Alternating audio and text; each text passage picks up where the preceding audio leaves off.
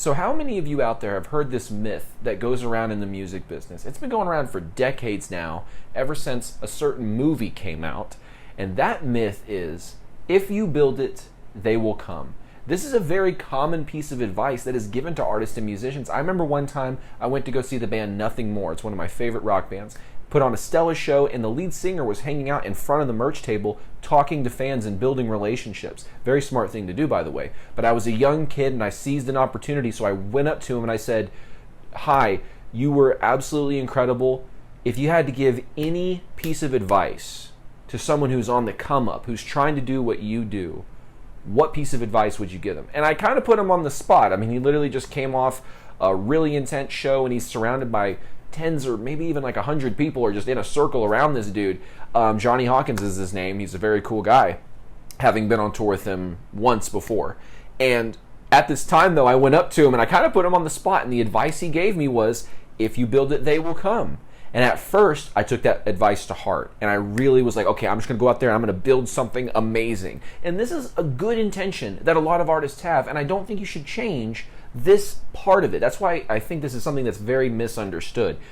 When you go to create your art, you kind of do want to have the mindset of, I'm going to build something so good from a song perspective that they're going to have to check it out. It's that concept of being so good you can't be ignored, right?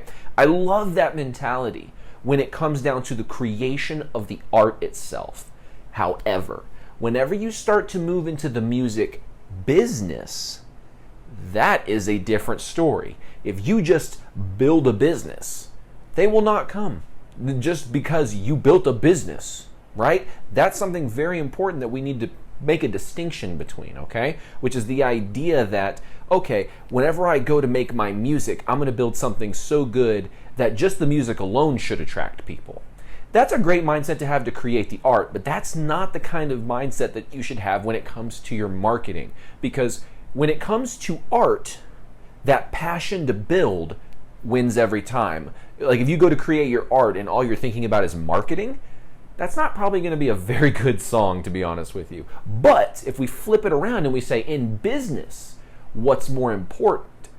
I would say that the marketing beats the raw talent in business alone. Because I want you to think about it. How many artists are out there on the top of the pop charts right now that when it comes down to their actual artistry, they're not very good? Right, just from a technical standpoint. That's not like slamming their songwriter or anything. It's just from a technical standpoint, they're not super talented. I think of someone like Cardi B. That girl is, I don't know what part of her musical persona is her, because she doesn't write her own music, she doesn't write her own lyrics, she doesn't hardly do anything. So part of me is like, what do you do? But think about it though. She's more famous than you or I. Why? Because in business specifically, it's not talent and raw talent that wins every single time. It's marketing. So people get up in arms. I know some people are going to rush to the comments to tell me how wrong I am, but that's fine.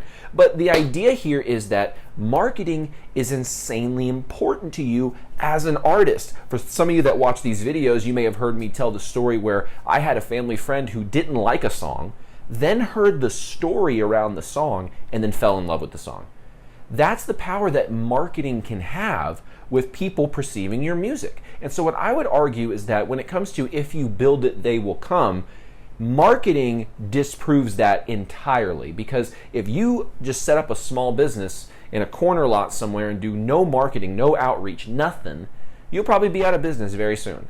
And as an artist, it's a lot of the same kind of stuff. Just because we put content out there heartedly out there, I know I'm not trying to like slam on anybody, but there's a lot of content that us as artists will put out there, and it's really content that we think is cool, but it's not content that we've thought of the fan in mind first. And that's a real big position here when it comes to building out your business as an artist and building out your marketing as an artist. You have to understand things from the fan's perspective. So when you create your marketing, you're actually positioning it from the perspective of who's going to be consuming it, not the person who created it. Because a lot of times as artists, we're pretty eccentric, unique people. There's a reason a majority of the population aren't trying to become professional artists, right? This is a very specialized kind of thing to do. So we're a particular type of person. And it would be wrong of us to assume that everybody out there is a lot like us when it comes to our preferences around business and marketing. That's just the truth. A lot of us think that the fans and the laymen out there have a perspective about business and marketing that we do, and honestly, they don't. Some people are like, content is cringy and all this stuff. The only people saying that are musicians. The only people saying, oh, content, you shouldn't be marketing about content and all the blah, blah, blah, blah, around social media and Spotify, the only people talking about that stuff are musicians. The actual fans that are out there, that's how they consume you, is through the marketing that puts you in front of them.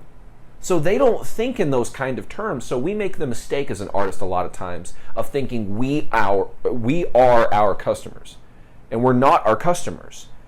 That's the thing. And some people are like, oh, you call your fans customers. I mean, well, when someone buys something from you, by definition, they're a customer. I mean, come on. So I'm not using that to denigrate the status of fan, as some people may think. I just wanted to make that distinction out there. So marketing is more important than raw talent when it comes to your business. When it comes to the artistry, like I mentioned earlier, that's not the most important thing. Marketing is not the most important thing whenever you go to create the art itself, okay? Whenever you're creating the art, don't even think about the business. If you are going to think about the business, think about, I'm going to create something so good, no one can deny how good this is. That's a level of commitment to your art that is commendable. But thinking, okay, now I'm just going to put it out there, because it's so good, everyone's going to love it. It's like, most people need a reason to care. The music itself, 99% of the time, is not alone just going to make people care. You're going to have to create some piece of content where you perform the music in front of them. Maybe that's what's going to get them to look at your music, is to see you perform it. I know a lot of artists, though, that's not really in their vein of content. So maybe you need to figure out a meme style. Remember those videos that were going around when it's like an AI depiction of a New York loft, and it's like it's 1980s and you're a detective returning home to your New York loft and some smooth jazz is playing in the background. Well, who do you think created that content? The person who wrote the smooth jazz in the background. It was a very clever marketing tactic to get people to consume the music as a setting, right? The music was complementing a setting as a soundtrack. And because it was created through AI, and you have songs about whatever you want, you could go to AI and be like, okay, create this scenario for me that my music perfectly complements, and you can release that. So maybe performance style isn't your content style. Maybe it's more like meme content style, like that. You see what I'm getting at, right? Just the art alone, just because you drop it on Spotify, doesn't mean people are going to come to it. And just because we create content without thinking of the fans in mind, doesn't mean people are going to actually start to consume our content. So we have to be very cautious of those things. We have to actually think about, what does my fan like? Okay, what is the average ideal fan that I'm trying to get my music in front of? What is the messaging that I need to put in front of them so that they're like, yeah, this artist is awesome, right? What is that? Because every artist has that messaging that they can figure out to put in front of the masses that's going to attract the right people and repel the wrong people, right? Metal is a great category for this because everybody in metal likes to bicker amongst each other about genres. So it's very easy to use the us versus them angle in your messaging, where you could say, like, when metalcore is the best genre or whatever, now all the people from all the other subgenres are going to come into your comments and be like, "Brr," and now you're getting a whole big algorithm boost, but all the people that love metalcore are going to be like, yes, metalcore is the best, I love you for saying this. That's the point, right? You can leverage marketing to get your music in front of people, and you can start to create these connections and movements and communities, is probably the best phrase to use, around your music. You guys may have heard me talk a lot about your brand, and some people think that your brand, all of a sudden, because you have a quote-unquote brand, that all of a sudden you're Viacom or something. You know what I'm saying? Like you're some big multi-conglomerate brand. That's not what that means. A lot of people overthink what a brand is. And a brand is just the internal image and associations that the average person has whenever they interact with your music and your appearance and your website and your social media and all that stuff, right? Their associations and images they have in their head when they interact with you in any capacity, that's your brand, okay? So I like to tell people you kind of have a brand whether you want to or not. It's just, is your brand a good brand that you've thought out and created and tried to craft, or is it something that people are just coming up with and deciding for you? That's a dangerous game to play. But if you can determine what is authentic to you, because when it comes down to it, you're the brand, right? You are the brand, the fact that you're an artist. So as an artist, from the fact that you, much like royalties, right? Think about your royalties as an artist. There's two sides to your royalties. There's publishing, right? And then there's the masters. So you have two different kind of royalties. You have the stuff that the songwriters, the people who wrote the song get, and then you got the people who own the digital recording of it.